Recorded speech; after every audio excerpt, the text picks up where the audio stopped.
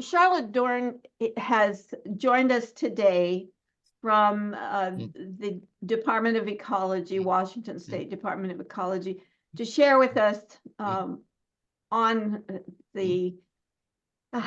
what do we call it? The fact that the waters around us are not going down, they're actually rising. And that, of course, is going to impact so much that affects us, from building to how we enjoy the beaches, to our landscape expectations when we look out at our views. So in many ways, the whole impact of sea rise is monumental to us, and it's happening. It's kind of it happens differently from year to year. Sometimes it's incremental, and other years it's very, you can just really see what the change has happened. But Charlotte's going to be sharing all of that with you, and she has brought at least one other team member, I think, with her. Yeah. So take it away, Charlotte Dohrn. Fabulous. Well, Joan, thank you for inviting us to come and speak with everyone. It's really wonderful to be here. You know, we really appreciate the opportunity to kind of talk about this important issue with the League of Women Voters in Snohomish County. So yeah, we can start with just some introductions, and then we have some slides and we can have some discussion as well. So as you already introduced me, I'm Charlotte Dohrn. I'm a climate resilience planner with the Department of Ecology, and I'm joined by Misty Blair. So Misty, if you want to introduce yourself. Hi, everybody. Misty Blair. I'm the Shoreline Management Policy Lead for Ecology. And so I work statewide on shoreline management issues, as well as master program updates and our internal and external guidance to the public and local governments. Thanks, Misty. And yeah, like I said, you know, if people have questions as I'm kind of walking through this, feel free to ask. And then we will have some time for questions at the end. We don't have too much to get through. So I will just go ahead and get started then. I really would love to kind of start by getting to know the folks in the room though. So if you're able to just pop in the chat where you're joining from, and potentially where your favorite stretch of shoreline in Washington or beyond is, it would be wonderful to kind of know who we have here and where you're all coming from. Well, I'll begin. I live close to Picnic Point Beach and Edmonds beaches. The Puget Sound is my my home base, along with I think several others here, and but also the creeks, Picnic Point Creek and Lake Serene are around close by me. So I'm surrounded by shores of various significance. Thank you. And I'm seeing some responses coming in the chat. Linwood, Edmonds, Playlock, Lake Chelan. Awesome. Yeah, feel free to keep throwing your responses in. I love hearing, you know, where people are joining from and the places that they enjoy. So we did introduce ourselves, but I wanted to kind of let you all get to know us a little bit more.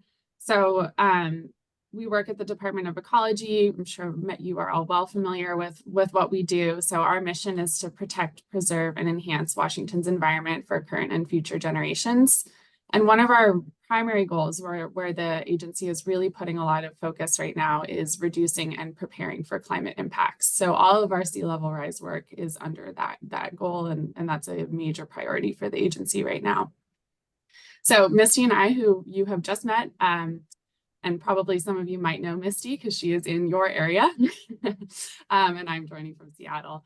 We are in the Coastal Floodplain and Shoreline Management section within the Shorelands and Environmental Assistance Program. So our name is, you know, pretty self-explanatory. We focus on shoreline management specifically, but obviously we're working with our team because shorelines encompass coasts and floodplains as well. So we're, you know, really working kind of in an integrated way to manage shorelines and coastal areas.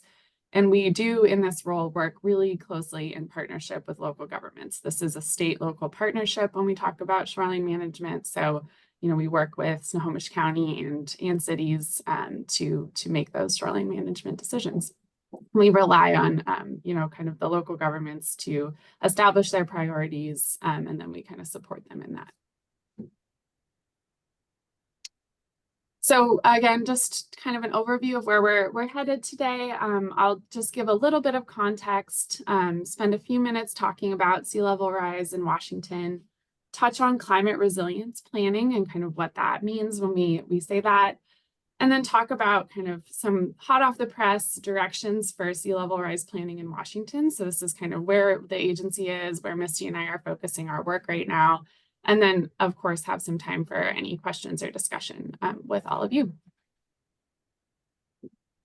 So just starting with a little bit of marine shoreline management by the numbers. So here in Washington, the Shoreline Management Act establishes this state-local partnership for managing our shorelines. So we have 3 goals that kind of guide all of our work: protecting the environment and public health, promoting public access, and giving priority to uses that require a shoreline location. So we also, again, have that state-local partnership. So local governments are developing their shoreline master programs. So SMPs, if I say that acronym, talking about shoreline master programs, I'm sure, again, lots of you are well familiar with this. So these contain the policies and regulations for shoreline areas. And we have 56 cities and counties around the state that are managing marine shorelines. This number could get a little bit more tricky to sort out when you're talking about estuaries and how salty the water gets, but that's kind of our rough estimate. And then we have, over 3,000 miles of marine shorelines here in Washington. So very diverse natural and built environments, all the places that you all named out. From the Pacific coast to the inland seas, kind of our bays, islands, it really is kind of incredible to think about the breadth that our marine shorelines encompass. And these are, important to kind of always think about that these are the ancestral lands of the Salish tribes and the outer coast tribes who have stewarded these lands since time immemorial. So that is something I always try to remind myself of when I think about shoreline management in Washington. I'm going to take a minute to check the chat. Good, lots of other locations coming in. Yay. So a little bit more context for today. Joan shared with me this great report. Misty worked on this report with the League of Women Voters team. I took a read through it. This was before my time at Ecology. But I really appreciated this effort. Many of you on the call maybe worked on this. And there were a couple things that just, jumped out to me that really relate to the conversation that we're having today. So the first was that the report identified this gap that the existing law, so the Shoreline Management Act, did not in 2022 fully address climate change impacts. So that was kind of in that time just a short couple years ago, there wasn't a mention really of climate change or an emphasis on that in the Shoreline Management Act.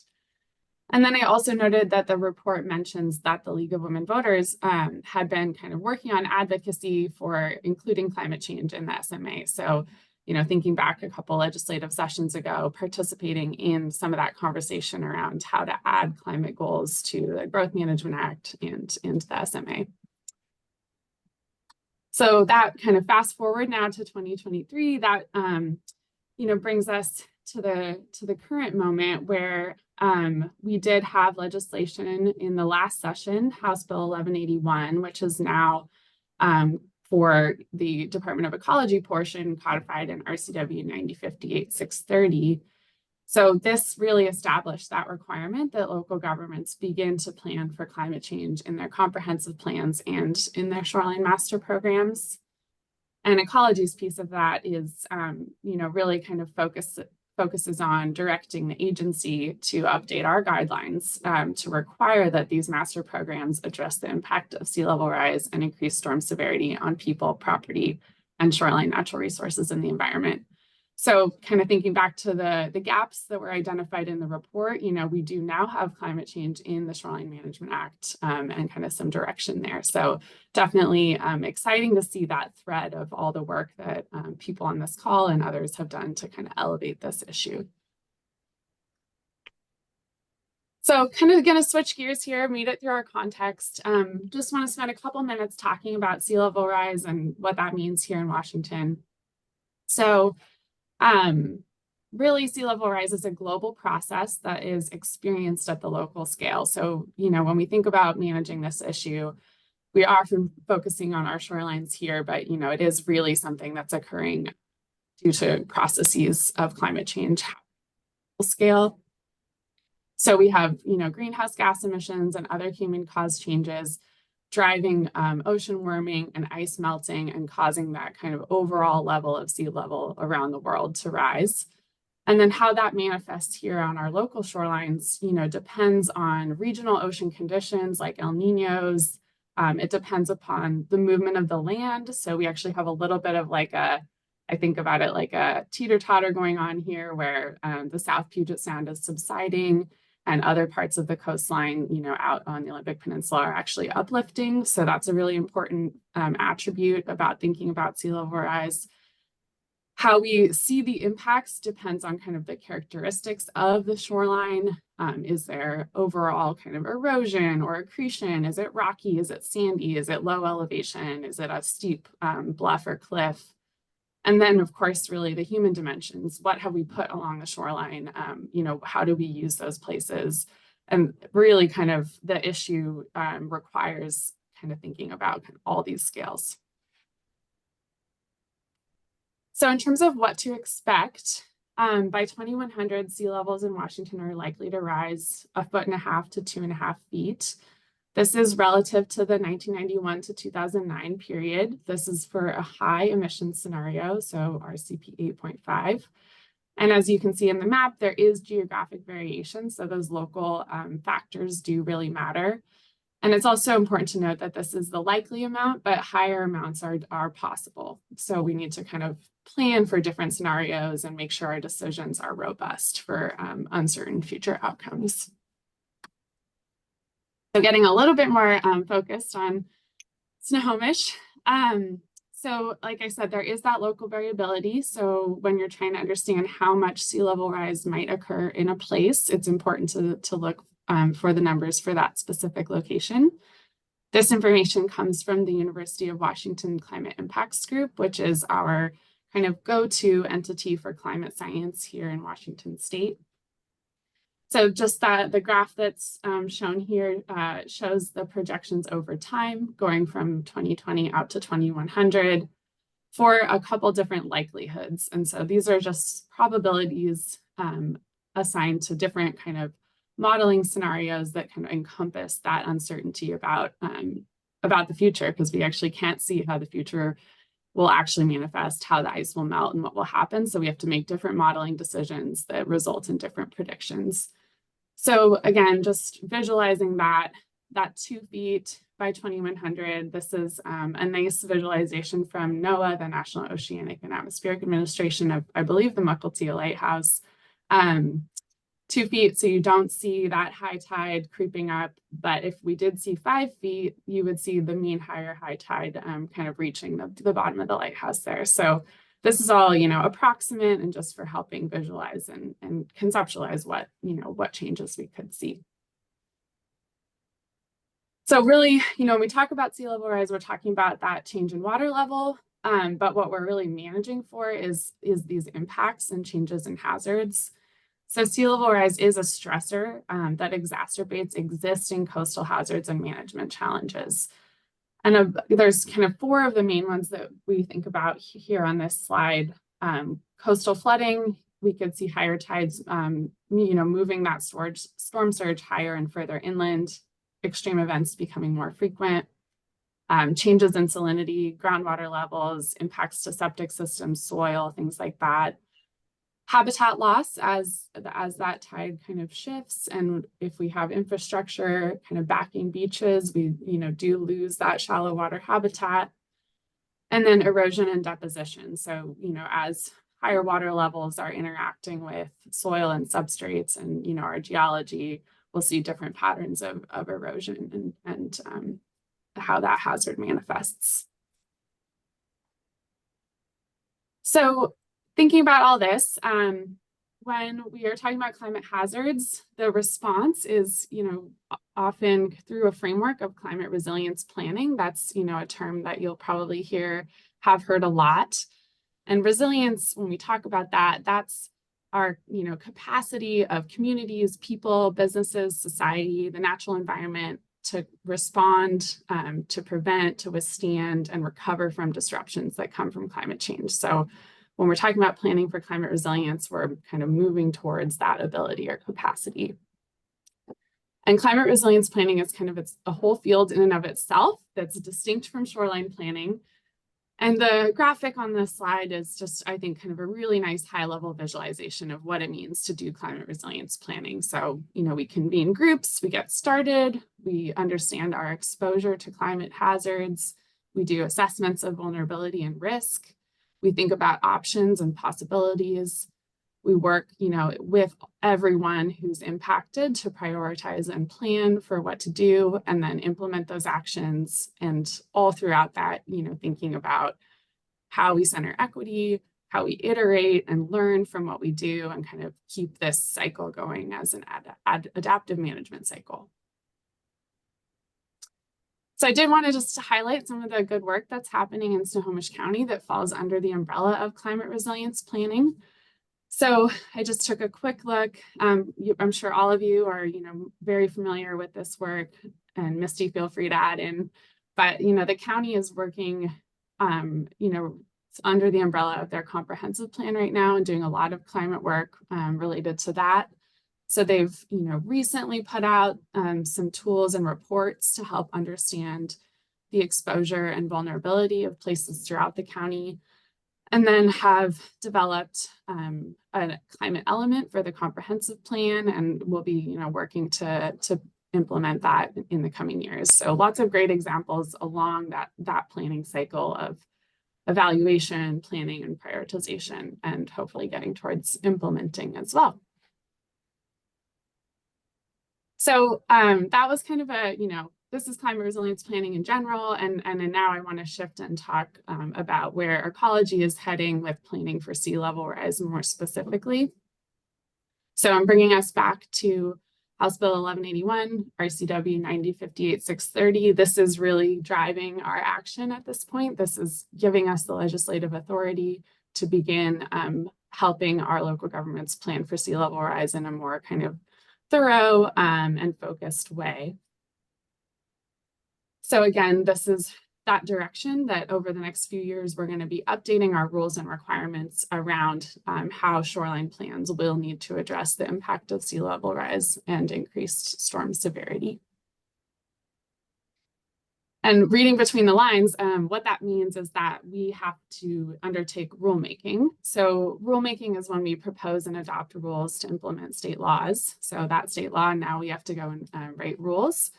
So, that RCW, this is passed by the legislature, and then we will develop and propose amendments to the Washington Administrative Code, focusing on specifically the sections that direct the development of shoreline master programs and shoreline permitting and things like that. So we have a couple of different sections of the WAC that we will be looking really closely at and considering, in partnership with the public and our stakeholders and partners, how to make those changes. So just kind of a little preview of our process and what's to come here. So we will be kicking things off here in the spring, around spring-ish of 2024. So you guys are getting a very early look at where we're headed. During that, we'll have kind of our, formal internal and external kickoffs. We will begin the process of hearing from everyone and thinking about how to develop these new requirements for planning for sea level rise. 2025 will be a lot of that rule development process. So again, hearing feedback, integrating that, doing our homework, and really hashing out what that requirement will look like. And then we are aiming to finalize and adopt the new rules and requirements in 2026, develop guidance for cities and counties on how to do this work. And then by 2027, we'll be in that cycle of Shoreline Master Program updates beginning under the new rules and requirements. So there's some kind of acronym terms on here, CR 101, CR 102, and CR 103. These are kind of the phrase you'll hear for different phases of the rulemaking. So I'm guessing CR is like Code Register Form 101. It's like referring to the form that we submit and put out there to notice the public and our partners that we are in each of these phases. So you might see some of those notifications from us. And I really, want to mention that a lot of this will have outreach, engagement, and public process during it. So there will be lots of opportunities for people who want to talk with us and give input, share their concerns at different stages of the process. And I also want to mention that the rule development that we're going to be doing will not only be about sea level rise. That's going to be, a big focus for us, but we are looking at different areas of requirements for shoreline master programs and thinking about changes that might need to be made due to other legislation or things that we've learned from implementation over the years. So like I said, this is a really big process that's going to have lots of input, and that input is going to shape the direction that we go here. But I wanted to just highlight, at least some of our initial objectives for the sea level rise component of our rule update. So our legislative direction, we're going to be, defining new planning requirements to protect people, property, shoreline, natural resources, and the environment from the negative effects of sea level rise and increased storm severity. We want to establish required processes for local governments to ensure that they make informed decisions. So we'll, be giving some structure to like what you need to think about, what information broadly you might need to incorporate, and how you'll need to demonstrate as a planner at a local government that you've fully considered sea level rise and thought about how that's going to affect your shoreline. We are really obviously thinking about how we uphold and balance the goals of the Shoreline Management Act as shorelines change. So that's, our responsibility, and thinking about those changes going forward. We want to adopt these new rules before the next round of Shoreline Master Program updates so that they can be in effect and people can be planning under them. And then we're going to really be focusing on embedding environmental justice in our process and in kind of the outcomes that we're seeking through the rule change. So just kind of big picture, circling back, why is it important to consider the impacts of sea level rise when updating shoreline master programs? The master programs are the mechanism for how local governments plan for and regulate shoreline development. So they direct what type of development occurs and where it occurs, how far from the shoreline it's happening. They, think about how we're going to preserve habitat as, we use and interact with the shoreline. And how we provide for public access. So as water levels are rising, as flooding and other hazards are becoming more frequent and more severe, as habitat and shoreline access points get squeezed, it is just so important that we look out into the future and make plans to adapt and shift with the shoreline as things change. So really thinking back to that cycle of climate resilience planning, integrating sea level rise into shoreline master programs is, one action of many that local governments can be taking, but it really is quite important when we think about adapting to sea level rise. So as I mentioned, if this is of interest to you, if you want to share your voice with us as we undertake this process over the coming years, there will be public engagement opportunities, as well as kind of more formal comment periods and hearings. And then the next S&P periodic reviews will be another kind of milestone to get involved and provide input at the local scale. And then, kind of more generally, I think it's important for all of us to think about kind of how we elevate sea level rise as a really important issue in the circles that we're in professionally and personally, and starting to kind of envision what resilience means for different shoreline areas, because this is transformative change is needed. It's a challenge for our creativity and our imaginations to think that far in advance. And so the more that we can try to envision the shoreline of 2050, the shoreline of 2100, and what we hope that that looks like. We can, you know, set those goals and move towards that, but it is kind of a stretch on our imagination. So it will be important for all of us to do that visioning work. And then this is the last thing I wanted to mention. I've spoke a lot about planning today, and climate resilience is a lot more than planning. There's really a need to do on the ground projects and implement work that will shape shorelines and make them more resilient to these changes.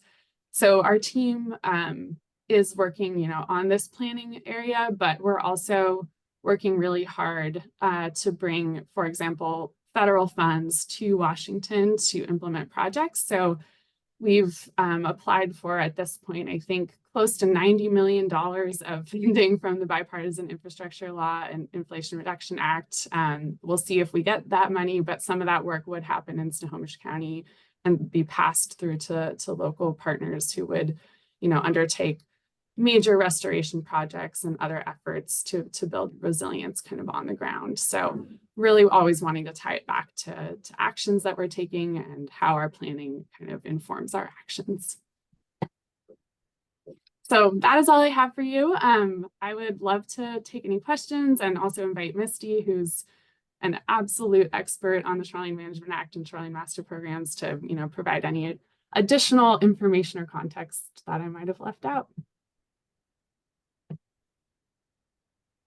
You know, Charlotte, one of the biggest questions that comes to my mind in trying to work out issues around the shoreline is working with Burlington Northern, the railroads. So much of our shoreline, at least the ones that I mentioned, Edmonds, Picnic Point, Mukilteo, are impacted by the rail lines that go along the waterfront. And I know that there have been a number of salmon restoration projects that, especially the one at Meadowdale Beach Park, that really took effort to engage Burlington Northern in that process in order to make the changes that were needed. So I'm curious about how the Department of Ecology works with that factor in the planning process.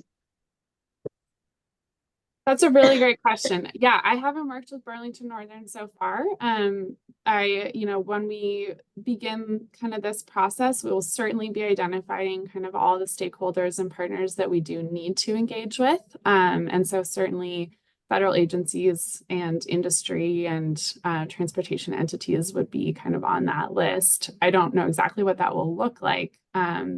Misty, I don't know if you've engaged with BNSF over the years. Somewhat. Yeah.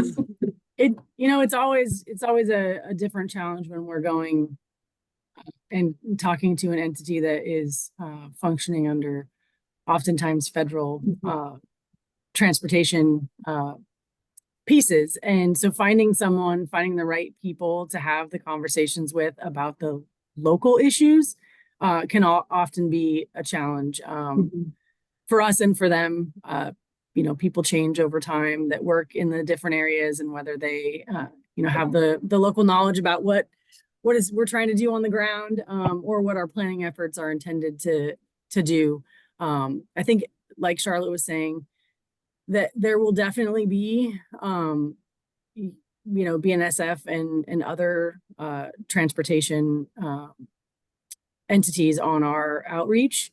And when it comes to the planning, oftentimes that will occur even in more detail not when we're doing the rule update, but when the local cities and counties are adopting their, you know, doing their vulnerability assessments and then adopting their specific updated policies and regulations, that we would expect to see even more engagement, because that's when they're actually talking about an impact to their infrastructure, or at least what they may want to do with their infrastructure in the future.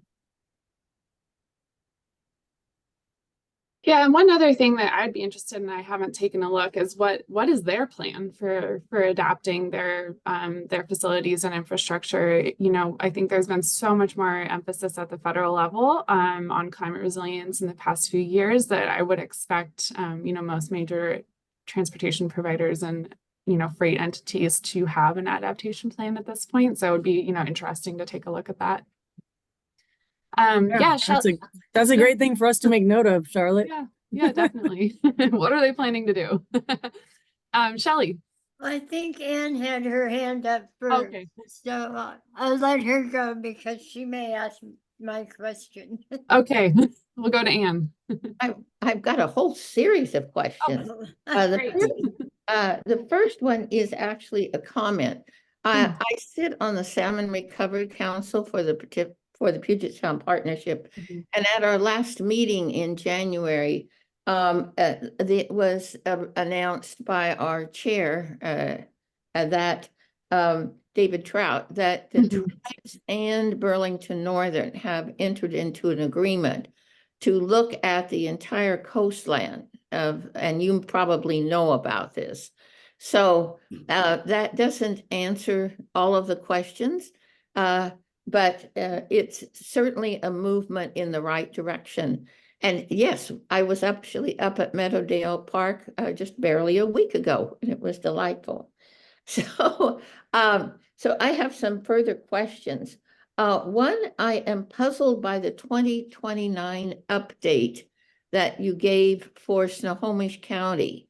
My understanding is that the update goes from the I believe it's either 8 or 10 years from the date of their GMA update. So why my math isn't working well here.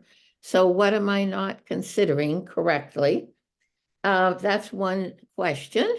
The second one is, when you do the rule update, when it was done before in around 2000, as you well know, it was a negotiation process.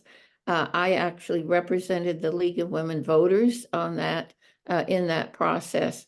So what are you going to do of kind of comparable broad input on this rulemaking? So that's just a start. Thank you. Yeah, sure. Misty, I would say you want to take that first one. Yeah. So the Group A or first tier updates communities like Snohomish County, like you mentioned, Anne, it's a 10-year update cycle, and it's 10 years from and that's new. It used to be 8 years. The GMA went to a 10-year cycle a couple ledge sessions ago, and then the SMA was brought up to match that 10-year cycle in the last ledge session. So we're on a 10-year cycle now. Snohomish County was due for their master program, their Shoreline Master Program periodic review on June 30th of 2019. And so their next one will be, for their master program, will be June 30th, 2029. And we provide funding to those jurisdictions in that biennium. So they'll start getting their funding to do this work in 2027. And so you might have seen 2027 also in one of Charlotte's slides. The GMA cycle is set off of that 10 years. So every 5 years, they should either be doing their GMA comp plan and critical areas development regulations update or their master program update. One of the really unique things about this Group A is that they didn't yet have the information from 1181 to be on track to do their comp plan. Many of them are, and as you can see, Snohomish County is still working on a climate element in their comp plan. But if they don't do it now, by the end of this year is their deadline, then their actual deadline for having to have it done will also be in line with our deadline. They got like a 5-year transition bump waiting for the GMA rules. So Commerce is going through the same effort that we are going through to update their rules to direct local governments on how to address climate resiliency in general in their comp plans and development regulations. And so without those specific rules in place, they're working on are working under an interim bit of guidance that Commerce was directed to put out. And so there could be, it's possible that things will change between the rule update and what's in the interim guidance. And at that point, they would need to be coming up to what is in the rules for both the SMA and the GMA when they get to their 2029 cycle. I know that was a lot of dates and acronyms. So, Anne, if you want to have any follow up on that. You know, I'm remiss in that I did not introduce some of the, how do I say this, great members of our Shoreline Act study. And they are here to follow up. And Anne is here, Shelley is here, Betsy. I'm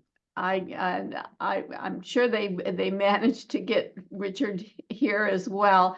And they are going to pepper you with questions, I'm sure, because they are experienced in having addressed many of these questions before. I am going to mention that Greg had some questions in the chat. Shelley, I know your hand's been up, but he has had those questions in the chat for a while. Would you mind if Charlotte addressed those, and then we'll move directly to your question? Sure. Greg, do you mind? I'm just scrolling through the chat. That might be quicker for you to just go ahead and ask which ones you popped in there. Okay, so Edmonds is an at-risk coastal community, Mhm. and we are updating our comprehensive plan now. Mhm. And although under state law, technically sea level rise does not need to be included in this planning, we are addressing sea level rise. Where do we find guidance on how to assemble a stakeholder group that can help guide this process and make decisions? We really are sort of fumbling around trying to figure out how to do this, and we need help, basically. Yeah, that's a really, really great question. You're welcome to reach out directly to us, and we can also connect with the shoreline planners and folks who work with the north region here. So we can kind of connect the dots. If you want any of us to participate and kind of help, that would certainly be something we could be brought in the loop on. I think, more broadly, there is definitely some, good guidance in that Department of Commerce climate planning guidance around just generally the types of stakeholders and partners to involve in different kind of climate policy advisory groups. So, that's a decent starting point, but it isn't naming out, particular people and individuals to connect with. So yeah, I think feel free to pop me an email, and we can kind of think on our end if there's direct support that we can provide, because we really do recognize that this is kind of an awkward period of time for local governments, because this requirement for the GMA and the comp plan is in place. It is out there. People are working on this right now. And the shoreline guidelines won't be out for another couple of years. And so we want to do what we can to kind of work in this kind of squishy interim period and support people so that we end up with consistent plans that, people can action on and aren't in conflict. So we're, I think, kind of on deck to provide that direct support to local governments that are working on these policies and regulations right now. Misty, would you say that? I appreciate very much that offer, and remember that you said okay. Yeah. Deluged with emails, so we appreciate it. Yeah. Charlotte, you're on the hook, I think. Shelley, are you muted? No, can you hear? Oh, okay. You need to be closer to the microphone. I'm just following up on Anne's comment on what happened in 2003. I can see that a big tension in addressing sea level rise and more hard bulkheads. And I would hate to see progress derailed by litigation, mediation and such. So I'm hoping that ecology is planning for major disagreements, at least on that subject. And then my second question was kind of off topic a little bit. Our committee essentially disbanded in 2022, and we haven't been meeting regularly after the study and the positions were done. So I am in the dark on the status of the net gain issue. And Misty May, the last I heard was changing the a standard from no net loss to net gain in shoreline development. And Fish and Wildlife had produced some proposals, and I don't know where they are. So if they were enacted, if they were adopted, or just the status of that. Yeah, none of the net gain legislation has been passed. There are still a number of working groups that have continued, and I do participate as our shoreline person on that group.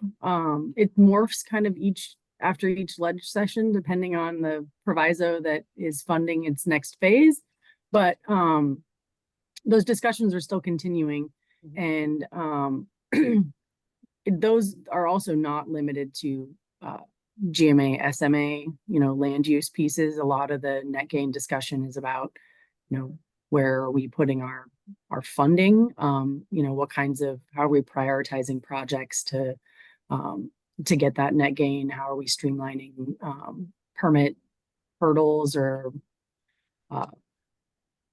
from all different levels. And so those conversations are still continuing, but there's been no statutory changes that would result in any rule updates related to that concept. Just to follow up on both Anne and Shelley's comment about the negotiated settlement from the early 2000s rule, we did attempt to adopt a rule and it was challenged, and that's how we ended up in that negotiated settlement.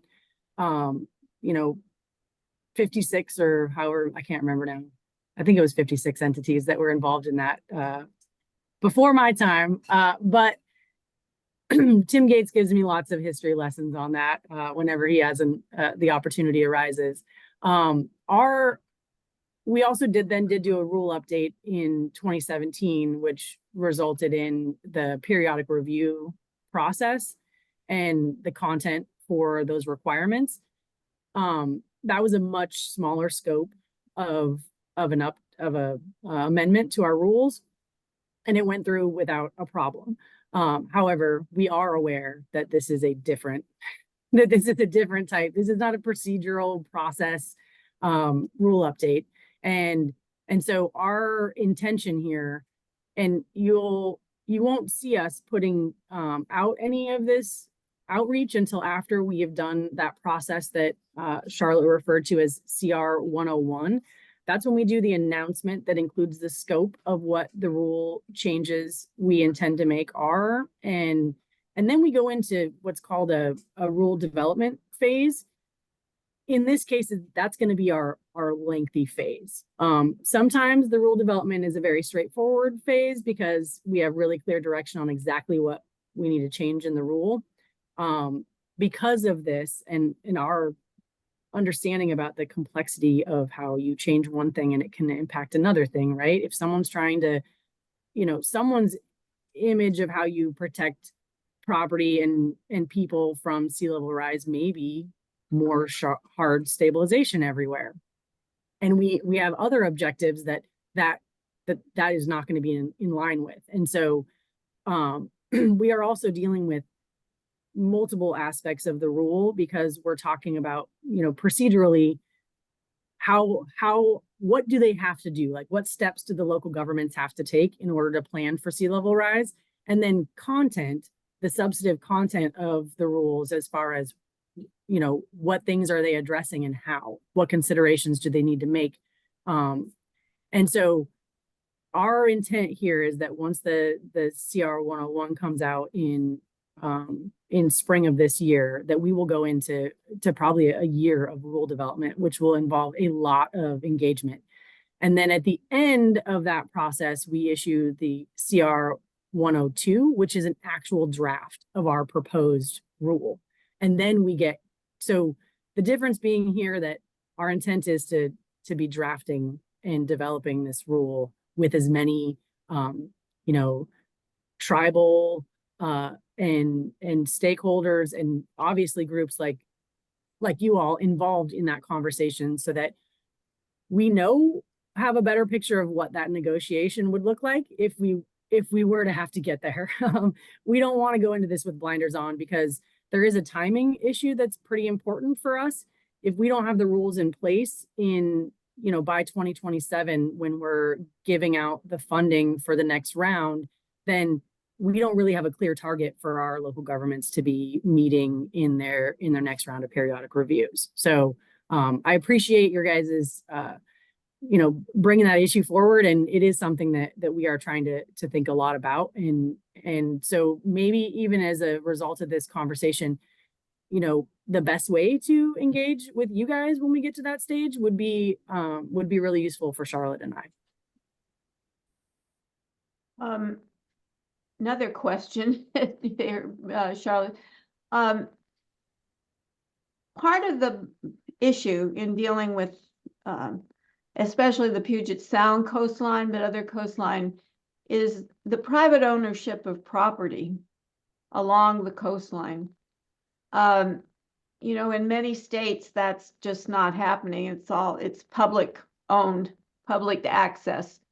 And it was a sad realization to me one day when I was walking along Picnic Point and I went too far out of the park boundaries, and somebody came out and told me I was on their property. It looked like a wharf or an old pier that had been out there, which in fact it was, but it was privately owned by this family.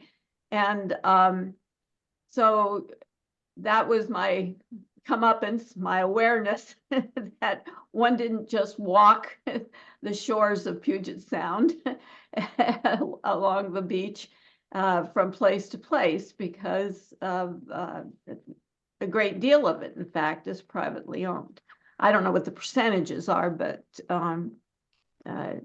so I'm curious about how that's going to be addressed in the coming days.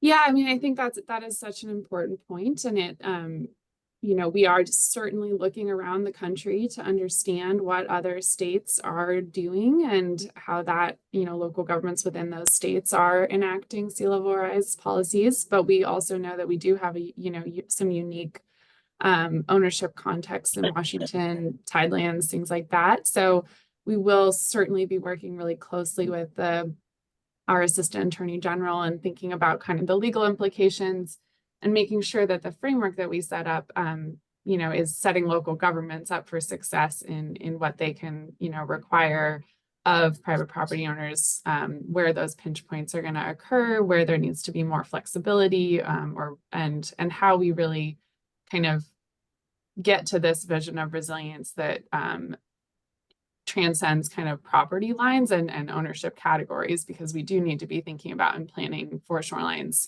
as a whole. The sea level rise is not going to affect private property owners differently than the adjacent public property owners. So it is really thinking about, how we put those, that kind of planning framework in place so that the development that's happening that is on our shoreline, that is going to be there in 100 years, any new development, is kind of starting to have that adaptive process of like, okay, you're putting in something now, what is the time horizon you're looking for? How do we require that?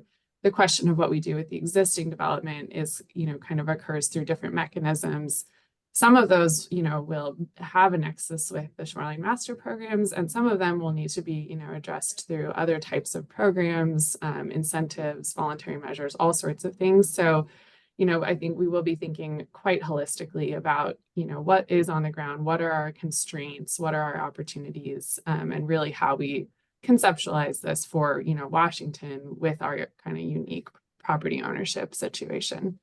Yeah, Misty, I don't know if there's anything there. Yeah, I was just gonna add Yeah. about the, you know, the importance of public access planning and,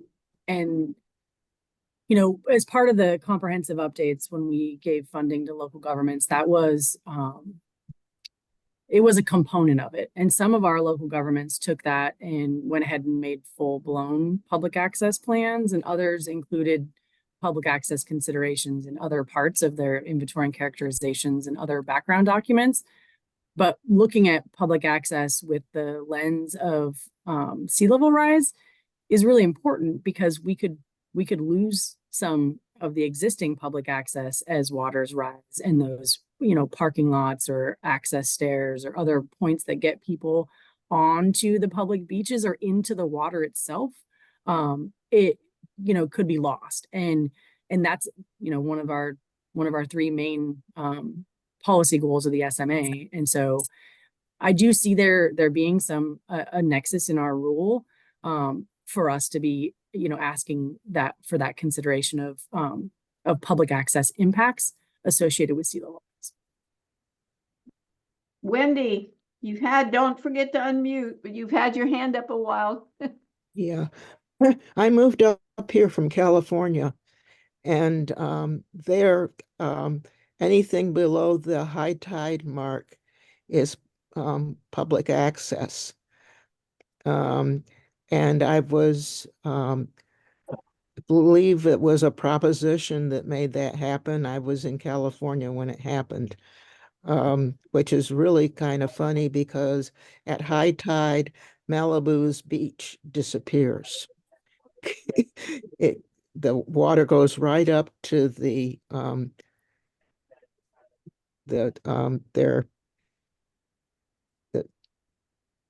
their property lines. And I was just kind of surprised that Washington hadn't done that, because I believe we're the only state or province that hasn't put that into effect. Because I know I walked on the Malibu beach a lot, and nobody ever disturbed me. In fact, they were, you know, very nice about it. I forgot his name. He was in Dallas. You know, the star of the TV star, Dallas. And I was there one day when he was marching up and down the beach with an American flag and a bunch of people trailing behind him. And I ran into Governor Brown and Linda Ronstadt one evening when I was out there. So it was really kind of a nice area. It was a beautiful beach area. But that's all I've got to say.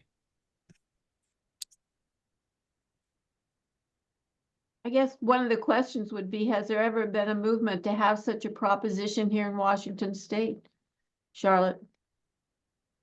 I don't Reclaim know the the beaches. long history. I'm thinking back. I think that, you know, obviously a lot of the context in Washington dates to like back in the times of the establishment of the state and the shellfish industry. And so there's, you know, a really long history and kind of a different context here than the coastal California situation. Misty might have more perspective than I on kind of how that conversation has evolved over the years. Yeah, I mean, definitely, we're talking about decisions that were made, you know, over 100 years ago about privatizing tidelands. And I am wholly unaware of any conversations in any recent history about changing that. And I think it's also important to note that there is no standard. So tideland ownership in Washington is literally parcel by parcel. And so you have to go on to a parcel level map, usually on the county assessors, to determine where someone's private property ends. But that doesn't affect the ability to utilize the state waters for, and so there are a lot of site specific questions that come up about where you can and can't be on a property. But just because some locations have private tideland ownership does not mean that all locations have private tideland ownership. And so there are plenty of places where the property line ends, before you get to ordinary high water mark. And Kelly?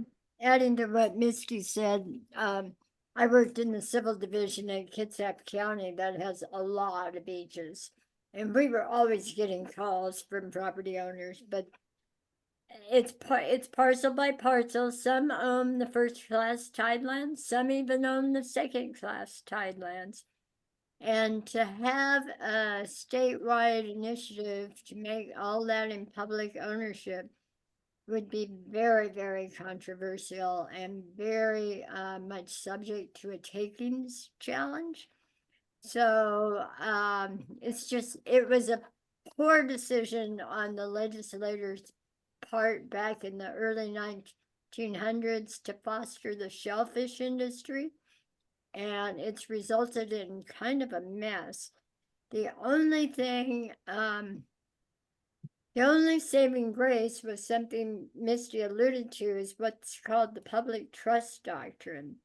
And that's a judicial doctrine where everyone, the public, has a right to the surface of the water. So even though somebody owns the tideland, if the tide's in and you're in a boat, you're fine. But I too have been yelled at in Kitsap County for walking on people's property. Because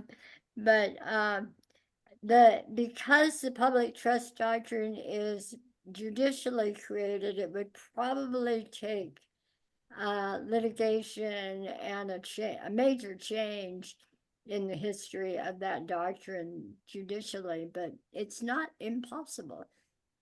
So, Charlotte, before I know an hour is probably what I promised you, and I hear my clock gonging in the background. But we talk a lot about Puget Sound, but it's not our only shoreline. And especially, I know we have a lot of Edmonds Marsh people here that, Edmonds will be extremely impacted, and Margie's got the marsh, I think, behind her in the images that she has. But, we have our lakes, and we know change is going to happen. There are two small lakes not too far from where I live, Lake Stickney and Lake Serene, both of which have already been, had their own flooding episodes and so forth. What kinds of mitigations and things are in place? I mean, when you create rules, rules, is it all going to be directed at Puget Sound, or do we somehow encompass those other places that are in our neighborhoods and in our community? Yeah, it's a really, really great question. So the legislative direction, that what is now in RCW is focused on marine shorelines. So the rules will be focused on local governments that manage marine shorelines. That encompasses Puget Sound and the outer coast, of course, and the Strait and the islands. However, your point about climate change is not just affecting marine shorelines, it's affecting our lake shorelines, our riverine shorelines, wetlands, it is not discriminating in the landscapes in terms of where impacts are happening. So we, as a part of this process, do really hope to kind of elevate the conversation about how what options are available for managing climate impacts along freshwater shorelines. So we won't be writing requirements so much around those, but addressing that in guidance for sure, pulling resources together, and working kind of closely with our floodplains folks to think about, how the different kind of regulatory contexts interplay. So it is very much part of the conversation. We just kind of have that clear legislative direction to focus on sea level rise, which then leads us to marine shorelines. But we are definitely not putting our blinders on and saying that that's the only climate impact that we're concerned about. I'll just add, like, with the context of what's going on with the commerce. So Commerce's direction in that same House Bill 1181 from last session is broader to climate resilience and climate mitigation, one of which is, related mostly to greenhouse gas emissions, and the other one related to mostly land use stuff. And so we can't ignore the fact that the GMA and the SMA, are separate. They have separate geographic areas that they apply. And so I would expect for us to continue this conversation through the scoping of our rule update, as far as, are there other things that we need to address to make it clear how, when a local government is trying to take care of something else, like increased flooding related to increased precipitation or lack of snowpack with climate change, and that particular climate impact will be affecting their shoreline jurisdiction, their shoreline water body. And how do we make sure that their comp plan and those policies are also being carried through into their master program consistent with the SMA? And it's a pretty complicated piece. And so we are working on right now some interim guidance to help our local partners understand the connection and how you do something like, say, internal consistency analysis between these two planning documents and regulatory documents. And then, like Charlotte mentioned, our initial scoping on this is going to include other things that we think need to be changed as part of this process based on our implementation past, and other things like the changes that are happening under the GMA, and whether or not, it'll be through that rule development phase that we decide whether something like that would stay in there. So if it's something that you guys are interested in, I would encourage you to stay involved during that rule development phase. Well, legislatively, in our comprehensive plan, our particular league is focused pretty strongly on the disappearing trees of our neighborhoods and our coastline, and the impact that that's had on climate, and also on our surface water management.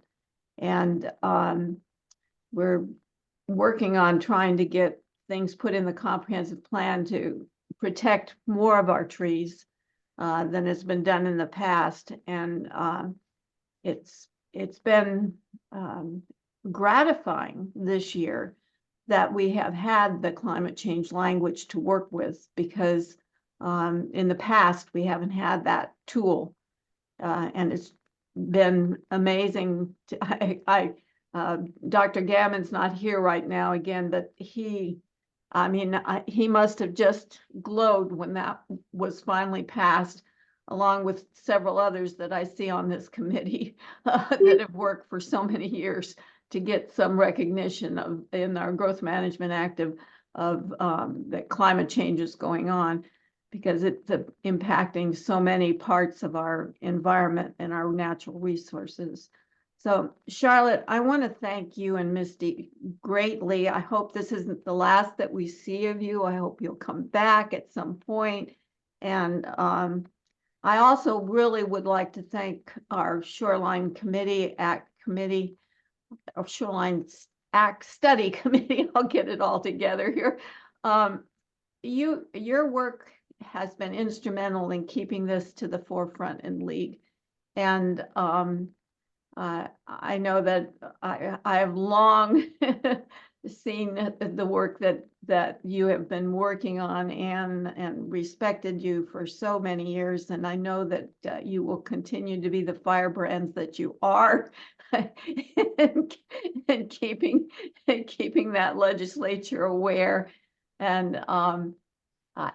the rest of our meeting will be our Natural Resources Committee meeting. You are not obligated to stay for all of our reports and things of that nature that we're going to be going through.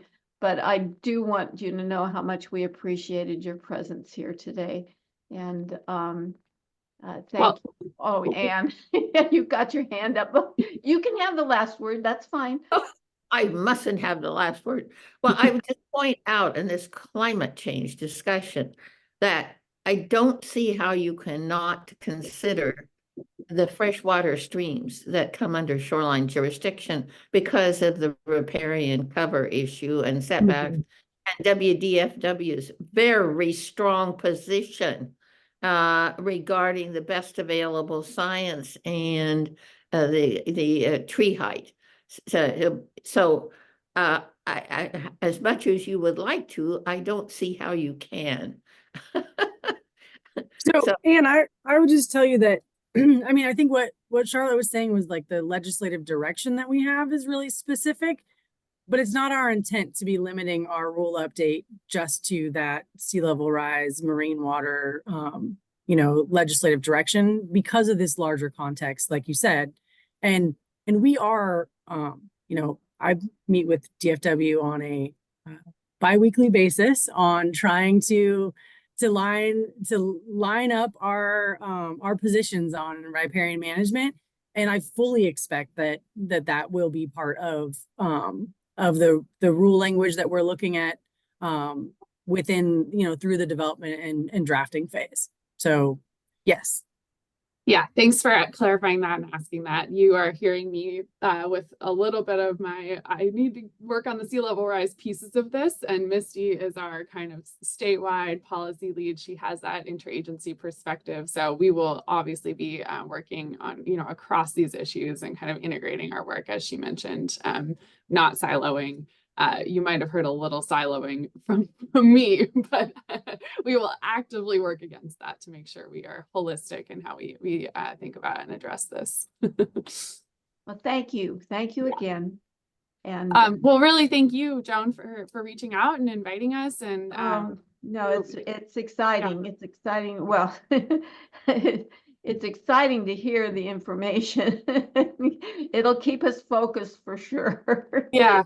Well, we immensely appreciate all of your work on these issues and partnership with us over many years. And so, we're really looking forward to this next chapter and all of the engagement that we're going to get to do to have these conversations. So please stay in touch. I think you have my email from the email thread. Feel free to reach out. I know we had a couple follow-up items come up. So yeah, I'm really appreciative of all of you for your work and interest, and looking forward to continuing the conversation. Well, you're already linked to Edmonds down there. So. Yes. All right. If you'd like to bow out, you're more than, able to do so. We're going to be doing some of the rest of this. All right. Sounds good. Take care, everyone. Yeah.